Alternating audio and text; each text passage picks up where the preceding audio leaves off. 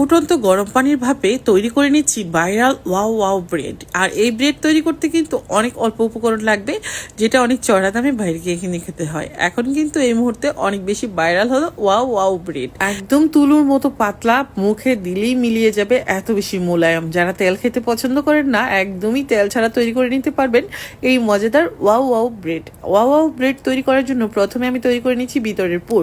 আর সেজন্য 1 কাপ পরিমাণ দিয়ে দিলাম আমি এখানে পানি, আর গুঁড়া দুধ দিয়ে দিলাম প্রায় হাফ কাপের চেয়ে একটু বেশি, কাস্টার্ড পাউডার দিয়ে দিলাম 2 টেবিল চামচ পরিমাণ, চিনি দিয়ে দিলাম 4 টেবিল চামচ পরিমাণ। উপকরণগুলো ভালো করে মিক্স করে তারপর চুলাটা অন করতে হবে। চুলা অন করার পর কিন্তু অনবরত নাড়তে হবে, কারণ এটা কিছুক্ষণের মধ্যেই কিন্তু ভারী হয়ে আসবে। যেহেতু এখানে কাস্টার্ড পাউডার দেওয়া হয়েছে, তাই কিন্তু অনবরত নাড়া দিতে হবে।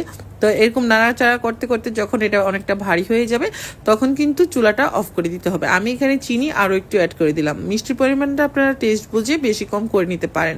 এই তো এরকম যখন একটা থিকনেসে চলে আসবে, তখন কিন্তু আমি এটাকে এরকম 4 ভাগ বা 5 ভাগ বা 6 ভাগ, যতটা ব্রেড বানাবেন ঠিক ততটা ভাগ করে নেবেন। তো আমার এখানে আমি 6টা ভাগ করে নিচ্ছি। আমি আজকে 6টা ব্রেড তৈরি করব। আর এদিক থেকে আমি একটা ডো তৈরি করে নিচ্ছি। দেখে হয়তো বুঝতে পারছেন, এখানে আমি 3 কাপ পরিমাণ দিয়েছি আটা, আর এখানে দিয়ে দিচ্ছি হলো ইস্ট 1.5 টেবিল চামচ পরিমাণ। এখানে দিয়ে দিলাম স্বাদ মতো লবণ, চিনি দিয়ে দিলাম 4 টেবিল চামচ পরিমাণ। খুব ভালো করে শুকনো উপকরণগুলো মিশিয়ে নিচ্ছি। এখন আমি এই উপকরণের মধ্যে পানি অ্যাড করে দিব, আর পানিটা অবশ্যই হালকা কুসুম গরম হতে হবে। এই ডোয়ের মধ্যে কিন্তু কোনো ঠান্ডা পানি অ্যাড করা যাবে না। তেল দিয়ে দিলাম 2 টেবিল চামচ পরিমাণ।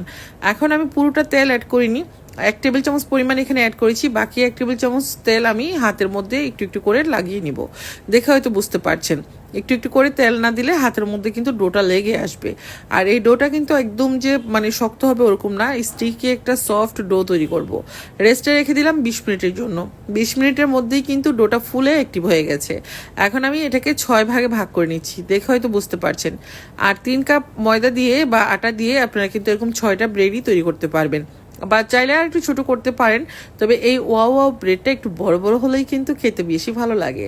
তো কেমন লাগছে আজকের রেসিপি কমেন্ট করে জানাবেন। ভালো লাগলে ভিডিও বেশি বেশি করে শেয়ার করে দিবেন। আপনাদের একটা শেয়ার তো আমার জন্য অনেক বেশি উপকারী। আমার পেজে এরকম অনেক মজার মজার রেসিপি আছে, যারা এখন আমার পেজটি ঘুরে দেখেননি দেখে নেবেন। আমি একটা বড় হাঁড়িতে পানি বসিয়ে দিলাম। দেখে হয়তো বুঝতে পারছেন, এরকম একটা ছাঁকনি চামচের মধ্যে ভালো করে তেল লাগিয়ে এখন আমি একটা ব্রেড বানিয়ে নিচ্ছি। এর ভেতরে দিয়ে দিচ্ছি যেই কাস্টার্ডের পুরটা তৈরি করেছিলাম সেটা।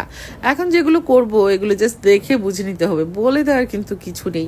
আর আমি জানি এখানে অনেক ভালো ভালো রাঁধুনিরাও আমাকে ভালোবেসে আমার ভিডিওগুলো দেখেন।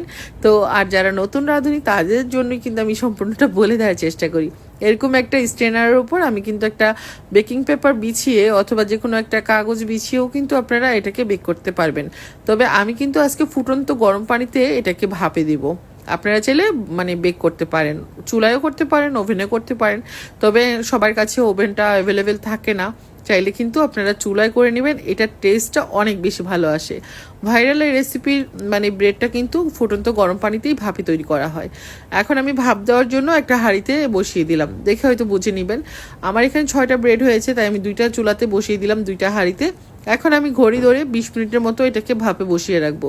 20 মিনিট পর ফিরে এলাম। দেখে হয়তো বুঝতে পারছেন মাশাআল্লাহ কত সুন্দর হয়েছে। একটু গরম ভাবটা চলে গেলে আমি নামিয়ে নিলাম, আর একটু হালকা ঠান্ডা হলে পরে আমি এগুলোকে তুলে দেখিয়ে দিচ্ছি কত যে সফট হয়েছে মাশাআল্লাহ। এটা কিন্তু বাচ্চাদের টিফিনে অথবা সকালের নাস্তায় যেভাবে হোক খেতে পারেন, অনেক বেশি মজার হয়। বাসায় একবার হলেও তৈরি করবেন। কেমন লেগেছে আজকের রেসিপি কমেন্ট করে জানাবেন। ভালো লেগে থাকলে ভিডিওটা বেশি বেশি করে শেয়ার করতে কেউ ভুলবেন না। সবাই ভালো থাকবেন। আজকের মতো বিদায় নিয়ে নিচ্ছি। ইনশাআল্লাহ নতুন কোনো রেসিপিতে আবারও দেখা হবে। আল্লাহ হাফেজ, আসসালামু আলাইকুম।